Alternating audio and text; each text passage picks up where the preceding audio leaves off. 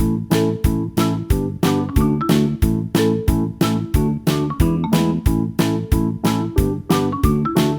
everyone, how are you all? Hope you all are doing very good. Let's start a new chapter today of class 7, which is chapter number 14 about electric current and its effects. Okay, let's start it. So first of all, here having the topic of electric current. The flow of electric charge is called electric current, that is usually measured in amperes denoted by capital A. The electric current passes through conducting material, that is generally in the form of wires. However, on commercial scale, electric current is supplied through cables to the houses, offices, shops, factories, etc. And electricity is used for various purposes such as lighting, heating, driving electrical equipments and many more. So what is electric current basically? जो electric charges का flow होता है एक conductor के through, that is called electric current, जिसको usually amperes में measure किया जाता है and ampere को denote करते हैं capital A से, right? So electric current जो कि conducting material के through pass होगा वो generally किसके through होते हैं? Conducting material सारे wires की form में होते हैं generally, है ना. लेकिन अगर आप कॉमर्शियल स्केल पे देखो तो इलेक्ट्रिक करंट को हम केबल्स के थ्रू सप्लाई करते हैं आपके हाउसेस, ऑफिसेज, शॉप्स, फैक्ट्रीज तक. एंड इलेक्ट्रिसिटी को वेरियस पर्पसेस के लिए यूज किया जाता है जैसे कि lightning, heating, driving electrical equipments and many more things. So now first of all we have to discuss about electric circuit.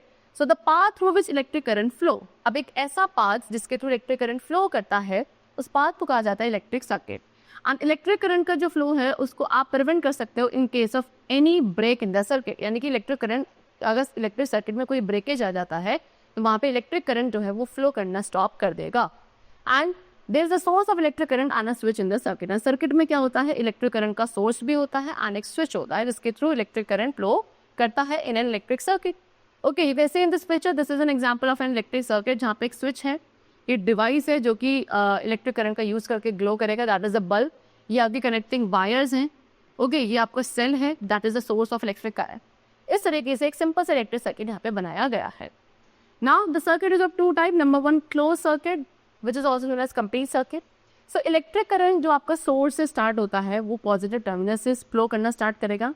And electric current एक सोर्स से या एक स्विच के थ्रू पास होने के बाद एक गैजेट तक जाएगा, दैट इज बल्ब तक, है ना. एंड उसके बाद कहाँ एंड होगा, नेगेटिव टर्मिनल पे आके एंड होगा विदाउट एनी ब्रेक. तो एक क्लोज इलेक्ट्रिक सर्किट में करंट आपका फ्लो करता है, गैजेट्स आपके वर्क करना स्टार्ट करते हैं. Illustration that is given below the bulb glows. ठीक है, यहाँ पे आपको इलस्ट्रेशन गिवन है ये वाली. ठीक है, यहाँ पे बल्ब ग्लो कर रहा है because this is an example of a close circuit. Okay, next we have open circuit which is also known as broken circuit.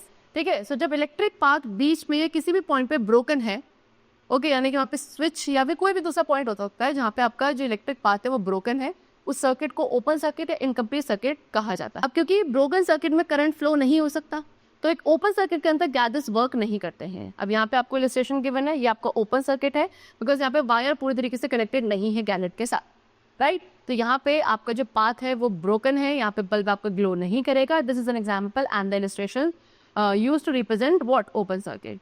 तो जितने भी कंपोनेंट्स है जैसे कि बल्ब, वायर, सेल, स्विचेस, इन सभी को क्या कहा जाता है, इसको एलिमेंट्स कहा जाता है एक सर्किट का. एंड एक होता है what, ammeter, that is an instrument used to measure the electric current in a circuit. That is ammometer, it's wrong, it should be ammeter.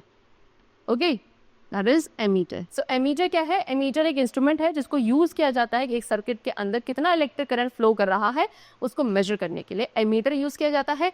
And जब इलेक्ट्रिक करंट की वैल्यू आपको मिलती है आप उसकी जो यूनिट यूज करते हो that is ampere denoted by capital A. Next topic is components of an electric circuit. अब क्या क्या कंपोनेंट्स होते हैं इलेक्ट्रिक सर्किट के. नंबर वन है स्विच. तो स्विच जो हम एक सर्किट में यूज करते हैं उसको की कहा जाता है. ये क्या करता है, करंट को अलाउ करता है to flow after the button is press. एक बार बटन को प्रेस करने के बाद करंट को आगे फ्लो करने के जो अलाउंस मिलती है that is being given by the switch. Okay, switch हमारे एक सर्किट का इंपॉर्टेंट कंपोनेंट है एंड ये सभी सर्किट में प्रेजेंट होता है. डिफरेंट टाइप्स के स्विचेस होते हैं डिफरेंट फंक्शंस के साथ. ठीक है, you will see in this picture of this is push switch, on off switch and two way switch. तो जब हम स्विच को ऑन पोजिशन में रखते हैं एक बल्ब या ट्यूबलाइट के लिए तो वो आपका ग्लो करना स्टार्ट करती है बिकॉज यहाँ पे करंट जो है फ्लो कर रहा है एंड करंट आपका क्लोज माना जाता है, सर्किट क्लोज माना जाता है. लेकिन अगर स्विच आपका ऑफ पोजीशन में है तो सर्किट यहाँ पे ओपन होता है जिसके थ्रू करंट फ्लो नहीं कर सकता एंड जो गैजेट्स या अप्लायंसेस जो सर्किट के थ्रू कनेक्टेड है दे विल नॉट ग्लो और they will not function. Okay, चलो. Now the second component which we have to discuss is the cell और बैटरी. ठीक है, तो सेल या बैटरी क्या है, एक सोर्स है इलेक्ट्रिक करंट का एंड अगर दो से ज़्यादा सेल्स का कॉम्बिनेशन होता है उसको क्या कहा जाता है, बैटरी कहा जाता है. तो मोस्ट ऑफ दिस अप्लायंसेस में जो मोर देन 1 सेल होते हैं वो रिक्वायर्ड होते हैं क्या करने के लिए, to get more supply of the electric current. जैसे कि आपको पता है सेल के पास एक पॉजिटिव एंड एक नेगेटिव टर्मिनल होता है एंड उसके साथ वायर को अटैच किया जाता है। सो 2 या 3 सेल्स जब कनेक्ट किए जाते हैं, क्या positive terminal of the first cell पे with the negative terminal of the next cell, ठीक है, इस तरीके से इन्हें कनेक्ट किया जाता है। Next is conducting wire. तो वायर आपके कंडक्टिंग मटेरियल से बनी होती है जो कि सर्किट में रिक्वायर्ड है। इसको ज्वाइन किया जाता है सो दैट सर्किट में करंट फ्लो कर सके। एंड ये क्या करता है, कंडक्टिंग वायर करंट को पास करता है बहुत easily from one part of a circuit to the another. Then we have devices और अप्लायंसेस। सो एक अप्लायंस है जो डिवाइस है जिसकी रिक्वायरमेंट होती है so that electric current flow कर सके, उसे भी अटैच किया जाता है एक सर्किट के अंदर। या आपका बल्ब हो सकता है, मोटर हो सकती है, या फिर हीटर भी हो सकता है। Then ammeter and volt meter. Ammeter क्या है, एमीटर को अटैच किया जाता है इलेक्ट्रिक सर्किट के साथ, क्या मेजर करने के लिए, करंट को मेजर करने के लिए, the amount of current that is flowing in the electric circuit. Okay, and volt meter जो कि आप अगर सर्किट में अटैच कर रहे हो, ये एक ऐसी डिवाइस है, एक ऐसा कंपोनेंट है जिसके थ्रू वोल्टेज या फिर पोटेंशियल डिफरेंस को मेजर किया जाता है which is flowing through the circuit. Now next topic which we have is conductors. So what are conductors? Conductors are the materials or substances that allow electricity to flow through them. So conductors क्या है, conductors ऐसे materials हैं, ऐसे substances हैं जो अपने through current को flow होना अलाउ करते हैं। ओके, ये क्या करते हैं, ये इलेक्ट्रिसिटी को कंडक्ट कर सकते हैं बिकॉज ये अलाउ करते हैं कि इलेक्ट्रॉन्स जो इनके अंदर होते हैं वो ईजिली फ्लो कर सके। कंडक्टर्स के पास ये प्रॉपर्टी होती है कि वो हीट और लाइट के ट्रांजिशन को अलाउ करते हैं to flow from one source to another. जैसे कि metal, human, earth, animal bodies, ये सभी आपके कंडक्टर्स होते हैं। एंड यही है कि रीजन है कि हमें भी इलेक्ट्रिक शॉक्स लग सकते हैं because we are also conductors, the current can also pass through us. Okay, and main reason कि हम एक अच्छे कंडक्टर हैं, सो ह्यूमन बॉडी क्या करती है, एक रेजिस्टेंस फ्री पाथ अलाउ करती है करंट को फ्लो करने के लिए from wire to our body. Conductors के सरफेस पे फ्री इलेक्ट्रॉन्स होते हैं जो कि करंट को इजीली पास होने देते हैं। एंड यही एक ऐसा रीजन है कि conductors are able to conduct electricity. Okay, examples आपको गिवन है, सिल्वर बेस्ट कंडक्टर होता है इलेक्ट्रिसिटी का, लेकिन क्योंकि ये काफ़ी कॉस्टली है तो इसलिए हम इसको इंडस्ट्रीज में या जो ट्रांसमिशन ऑफ इलेक्ट्रिसिटी पर्पज़ के लिए यूज़ नहीं किया जाता। ठीक है, उसके अलावा copper, brass, steel, gold, aluminium, ये सब भी अच्छे कंडक्टर्स हैं इलेक्ट्रिसिटी के। एंड इनको मोस्टली इलेक्ट्रिक सर्किट्स या सिस्टम्स में यूज़ किया जाता है in the form of wires. Okay, चलो, मरकरी भी एक एक्सीलेंट लिक्विड कंडक्टर है जो कि काफ़ी इंस्ट्रूमेंट्स में यूज़ किया जाता है।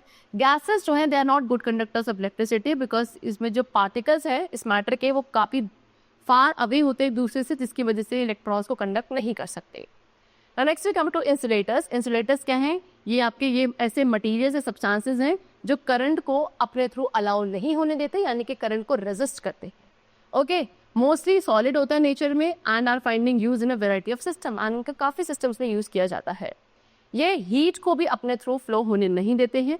एंड ये जो प्रॉपर्टी होती है जो इंसुलेटर्स को डिफरेंट बनाती है from conductors, that property is solar resistivity. Okay, चलो let's see the examples. So wood, cloth, glass, mica, quartz, ये सभी आपके इंसुलेटर्स के अच्छे एग्जांपल्स हैं। इंसुलेटर्स आपके प्रोटेक्टर्स भी होते हैं बिकॉज ये आपको प्रोटेक्शन प्रोवाइड करते हैं against heat, sound end of course passage of electricity. Insulators में फ्री इलेक्ट्रॉन्स नहीं होते हैं, इसलिए मेन रीजन है कि ये अपने थ्रू कंडक्ट नहीं कर सकते इलेक्ट्रिसिटी को। Now they have given you some electrical components name and the symbols. यहाँ पे कुछ इलेक्ट्रिकल कंपोनेंट्स के नेम गिवन है अलॉन्ग विद द सिंबल। जैसे कि सेल का सिंबल ये होता है, this is battery, bulb, connecting wire, open switch that is in off position, this is close switch that is in on position. ये open की है, ये क्लोज की है, and this is the fuse.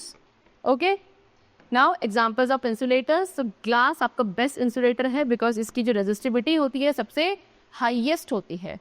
ठीक है, देन वी हैव प्लास्टिक भी एक अच्छा इंसुलेटर है एंड इसका काफ़ी जगह हम यूज़ देखते हैं in making number of things. Then rubber भी एक कॉम्पोनेंट है, कॉमन कॉम्पोनेंट है जिसको टायर या फायर रेजिस्टेंट क्लोथ्स या स्लीपर्स बनाने के लिए यूज़ किया जाता है because it is a very good insulator. Next we come to the topic that is potential difference. तो to make electric current flow continuously, अब इलेक्ट्रिक करंट जो है कॉन्टिन्यूसली फ्लो करे, इसे करने के लिए आपको एक डिवाइस चाहिए जो कॉन्टिन्यूसली क्या करेगी, करंट को फ्लो करेगी in the same way to create a pressure difference. Same way में आपको करंट फ्लो करे, that will be allowed by a device. Okay, so that pressure difference वहाँ पे क्रिएटेड रहे सेम वे में। एंड इलेक्ट्रिसिटी में इसको कहा जाता है पोटेंशियल डिफरेंस। यानी कि अगर एक करंट है जो पॉइंट ए से फ्लो कर रहा है पॉइंट बी तक एक वायर के अंदर, तो आप कहोगे कि ए जो है वो एक हायर पोटेंशियल है फ्रॉम बी, एंड दोनों के बीच में, ए एंड बी के बीच में क्या होगा, पोटेंशियल डिफरेंस होगा। अब पोटेंशियल डिफरेंस की ऐसा यूनिट होती है वोल्ट, जिसको आप कैपिटल वी से रिप्रेजेंट करते हैं। इसको आप एक डिवाइस का यूज करके मेजर किया जाता है, that is volt meter. Okay, volt meter भी सर्किट का एलिमेंट है। एंड एक इलेक्ट्रिक सेल जो आपके बैटरी के अंदर होता है, वो एक डिवाइस है जो करंट को कॉन्टिन्यूसली मूव करने देती है वायर में एक पोटेंशियल डिफरेंस को क्रिएट करके। एक सेल के दो टर्मिनल्स होते हैं, जिसको एक पॉजिटिव मार्क किया जाता है, दूसरे को नेगेटिव मार्क किया जाता है। दोनों ही टर्मिनल्स जब एक मेटल वायर के थ्रू कनेक्ट किया जाता है, करंट जो है पॉजिटिव टर्मिनल से नेगेटिव टर्मिनल तक फ्लो करता है इन दी वायर। ओके, चलो now next is what effects of electric current. अब इलेक्ट्रिक करंट के कुछ इफेक्ट्स को हम डिस्कस करते हैं। सो इलेक्ट्रिसिटी के वेरियस टाइप्स के इफेक्ट्स होते हैं उन ऑब्जेक्ट्स पे जिनके थ्रू वो पास करती है या जिनके थ्रू वो फ्लो करती है। For example, it can bring chemical change in the objects, that is chemical effect, and can make different devices to work, that is mechanical effect, can make an object to behave like a magnet, that is magnetic effect, and also make an object hot, that is heating effect। यानी कि example given है कि electricity क्या कर सकता है, किसी object में केमिकल चेंज भी ला सकता है, जिसको आप केमिकल इफेक्ट कहोगे इलेक्ट्रिसिटी का। डिफरेंट डिवाइसेस को वर्क करवा सकता है, जिसको मैकेनिकल इफेक्ट कहा जाएगा।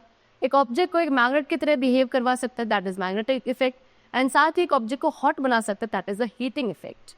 Okay, so first of all हम डिस्कस करने वाले हैं heating effect of electric current को। सो इलेक्ट्रिक करंट का जो हीटिंग इफेक्ट है उसको बहुत वाइडली हमारी डे टू डे लाइफ में यूज़ किया जाता है, जैसे कि electric iron, kettle, toaster, heater, ये सभी क्या एज अ ऑल्टरनेटिव्स यूज़ किए जाते हैं to the conventional methods of cooking and laundry.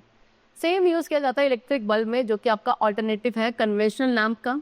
तो जब एक इलेक्ट्रिक करंट पास होता है किसी भी कंडक्टर के थ्रू, वो जनरली क्या हीट जनरेट करता है, किसकी वजह से, हिंड्रेंस की वजह से, जो कि कंडक्टर के थ्रू कॉज की जाती है टू द फ्लोइंग करंट, है ना। एंड जो वर्क इस हिंड्रेंस को ओवरकम करने के लिए किया जाता है, ओके, टू द करंट, वो हीट जनरेट करता है इस कंडक्टर के अंदर।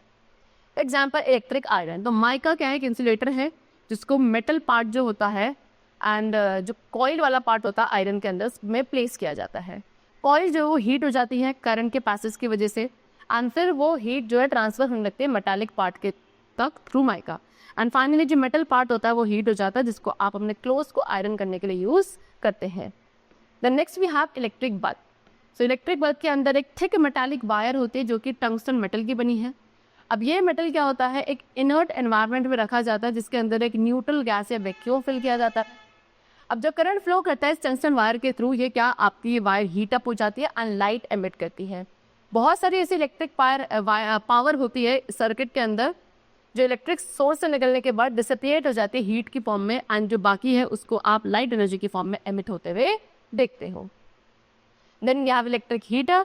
सो इलेक्ट्रिक हीटर के अंदर भी high resistant nichrome wire use किया जाता है एज अ कॉइल, एंड इस कॉइल को क्या वुंड किया जाता है ग्रूव्स के ऊपर, जो कि आपके एक सेरेमिक मटेरियल या चाइना क्ले पे बने होते हैं। ठीक है, जैसे ही करंट जो है इस कॉइल के थ्रू फ्लो करता है, ये हीट अप हो जाती है, जिसको आप बाद में यूज करते हो to heat cooking vessels. Then we have electric fuse. Okay. So किसी भी इलेक्ट्रिकल इंस्ट्रूमेंट में due to sudden rise of current, अगर सडनली कोई करंट राइज हो जाता है तो एक इलेक्ट्रिकल इंस्ट्रूमेंट के अंदर जो आपका इंस्ट्रूमेंट है वो बर्न हो जाएगा, जिसकी वजह से कभी कभी फायर भी हो सकती है। तो कंडक्टिंग वायर जिसका लो मेल्टिंग पॉइंट है उसको कनेक्ट किया जाता है सीरीज में सर्किट के साथ to avoid this type of accident. And अगर करंट अगर सडनली राइज अप भी हो जाए तो वायर मेल्ट हो जाती है एक्सेसिव हीटिंग की वजह से, जिसकी वजह से इलेक्ट्रिक सर्किट ब्रेक हो जाता है। Next is characteristics of a fuse. Fuse की क्या क्या कैरेक्टरिस्टिक्स है, तो फ्यूज एक सेफ्टी डिवाइस है जो कि करंट को लिमिट करता है इलेक्ट्रिक सर्किट में, यानी कि अगर किसी इलेक्ट्रिक सर्किट के अंदर करंट एक्सीड कर जाता है, एक स्पेसिफाइड वैल्यू से ज़्यादा बढ़ जाता है, तो फ्यूज वायर आपकी मेल्ट हो जाती है, सर्किट को ब्रेक कर देती है। कुछ कॉमन टाइप के फ्यूज है जिसमें एक पोर्सिलीन होल्डर होता है जिसको मेटालिक टर्मिनल के साथ फिट किया जाता है। फिर एक थिन फ्यूज वायर है जो कि टिन एंड कॉपर के जो एलॉय होते हैं उनके साथ बनी होती है, और उनको इन टर्मिनल्स के बीच में स्क्रू किया जाता है।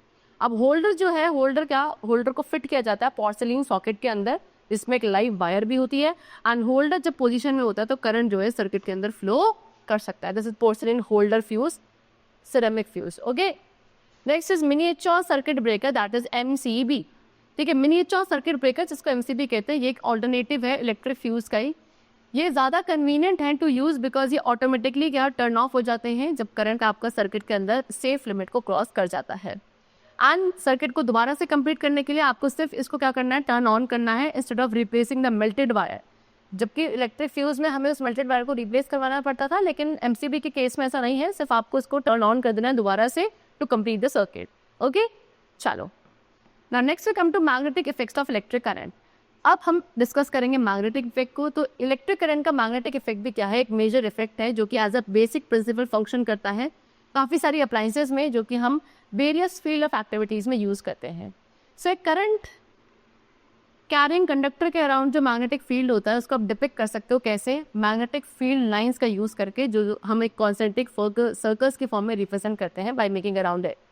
तो मैग्नेटिक फील्ड की जो डायरेक्शन होती है एक करंट कैरिंग कंडक्टर के थ्रू, उसको हम क्या इलेक्ट्रिक करंट की फ्लो के डायरेक्शन के थ्रू डिटरमाइन करते हैं। सो एक ऐसा फिनोमिना जहाँ मैग्नेटिक इफेक्ट को डेवलप किया जाता है एक कंडक्टर के अराउंड इलेक्ट्रिसिटी पास करके, उसको कहा जाता है magnetic effect of electricity. And जो कंबाइंड इफेक्ट होता है इलेक्ट्रिसिटी एंड मैग्नेटिज्म का, that is called electromagnetism. Now next we have applications of electromagnetism. अब इलेक्ट्रोमैग्नेटिज्म के एप्लीकेशन को डिस्कस करते हैं, जिसको इलेक्ट्रोमैग्नेट भी कहा जाता है। सो इलेक्ट्रोमैग्नेट क्या है, एक सॉलिनॉइड है जिसमें एक सॉफ्ट आयरन कोर होती है एंड ये एक मैग्नेट की तरह बिहेव करता है जब इलेक्ट्रिक करंट इसके थ्रू पास होता। तो इलेक्ट्रोमैग्नेट के अंदर एक इंसुलेटेड कॉपर वायर है जिसको एक सॉफ्ट आयरन बार के अराउंड ऐसे कॉइल किया जाता है। जैसे इस कॉइल के थ्रू करंट पास होगा पूरा सिस्टम एक मैग्नेट की तरह बिहेव करेगा एंड इसका मैग्नेटिज्म डिसअपियर हो जाएगा जैसे ही अगर आप इस कॉइल के थ्रू फ्लो होने वाले करंट को स्विच ऑफ कर दोगे। तो इस तरीके से इलेक्ट्रोमैग्नेट एक टेम्पररी मैग्नेट कंसिडर किया जाता है। करंट के साथ मैग्नेटिज्म को भी स्विच ऑफ या ऑन किया जा सकता है। एंड आयरन कोर आपने कैसी ली है, उसकी शेप कैसी है, इस चीज़ के ऊपर डिपेंडेंट होता है कि इलेक्ट्रोमैग्नेट आपका या तो बार इलेक्ट्रोमैग्नेट होगा या यू शेप इलेक्ट्रोमैग्नेट होगा। अब हम इस इलेक्ट्रोमैग्नेट की स्ट्रेंथ को इंक्रीज कर सकते हैं, डिक्रीज भी कर सकते हैं, क्या करके, the amount of current which is flowing through the coil उसको इंक्रीज या डिक्रीज करके, या उस कॉइल के अराउंड जो कॉपर वायर के टर्न्स है उसके नंबर ऑफ टर्न्स को भी इंक्रीज या डिक्रीज करके इलेक्ट्रोमैग्नेट की स्ट्रेंथ को ऑल्टरनेट किया जा सकता है। नाउ यूजेस ऑफ इलेक्ट्रोमैग्नेट्स, तो क्योंकि इसका टेम्पररी मैग्नेटिक बिहेवियर होता है तो एक इलेक्ट्रोमैग्नेट का काफ़ी एक्सटेंसिव यूज़ है वेरियस इंडस्ट्रीज़ में, साइंटिफिक डिवाइसेस में। जैसे कि हम इसका यूज़ करते हैं, जो जंक होता है इंडस्ट्रीज़ का उसमें से आयरन के स्क्रैप को सेपरेट करने के लिए इसका यूज़ किया जाता है, इलेक्ट्रोमैग्नेट्स का यूज़ किया जाता है। ठीक है, डॉक्टर्स भी काफ़ी छोटे छोटे से लेकिन काफ़ी स्ट्रॉन्ग इलेक्ट्रोमैग्नेट्स का यूज़ करते हैं आयरन डस्ट को रिमूव करने के लिए एक पेशेंट की आईज़ में से। फिर इसके बाद टेलीफोन्स एंड जो इलेक्ट्रिक मोटर्स के रिसीवर्स होते हैं उसमें भी इसका यूज़ किया जाता है। सो बेसिकली इलेक्ट्रोमैग्नेट्स एक compulsory part of the picture tubes of television, computer screen, काफ़ी सारे नंबर ऑफ इलेक्ट्रोमैग्नेट्स हैं जिनको कार में भी यूज़ किया जाता है ना, कार के जो डिफरेंट मूविंग पार्ट्स है वहाँ यूज़ किया जाता है, इलेक्ट्रिसिटी जनरेट करने के लिए यूज़ किया जाता है, रिले स्विचेस में आप इसका यूज़ करते हो। रिले स्विचेस क्या है, ये अलाउ करते हैं एक स्मॉल करंट को फ्लो होना टू स्विच और लार्ज करंट ऑन और off. Then we have electric bell. Okay, see so electric door bell एक सिंपल सर्किट है जो कि क्या साउंड को ट्रिगर करती है on the completion of circuit by pressing the button. And इसकी सिंप्लिसिटी की वजह से ही क्या आपकी जो डोर बेल है, जैसे कि मार्वल है, ये वर्क करती है। तो सिंपल डिवाइसेस जो डोर बेल में वो साइंटिफिक प्रिंसिपल इलेक्ट्रोमैग्नेटिज्म का ही यूज़ किया जाता है इसमें into action as is useful way. तो इलेक्ट्रिक बेल आपका कुछ फॉलोइंग कंपोनेंट से बना है। नंबर 1 इलेक्ट्रोमैग्नेट, ये आपका यू शेप इलेक्ट्रोमैग्नेट है जिसमें यहाँ पे कॉपर वायर के एक एंड को मैग्नेटाइज किया जाता है। जैसे आप क्या करोगे, बेल के पुश बटन को प्रेस करोगे। ठीक है, इसके बाद दूसरा कंपोनेंट इस इलेक्ट्रिक बेल के अंदर होता है आर्मेचर।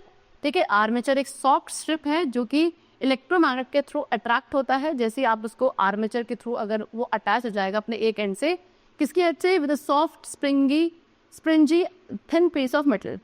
हैमर जो है, फिर उसके बाद हैमर क्या करता है, उस गोंग को स्ट्राइक करता है टू प्रोड्यूस साउंड। गोंग एक बिग मेटालिक हेमिस्फेयर है सो दैट हैमर जो है स्ट्राइक कर सके साउंड प्रोड्यूस करने के लिए। फिर कॉन्टैक्ट स्क्रू को मेक एंड ब्रेक स्क्रू भी कहा जाता है जो कि एडजस्टेबल होता है। स्क्रू का जो टिप है वो सिल्वर कैडमियम अलॉय का बना है सो दैट वो ऑक्सीडेशन ना हो ड्यू टू स्पार्किंग।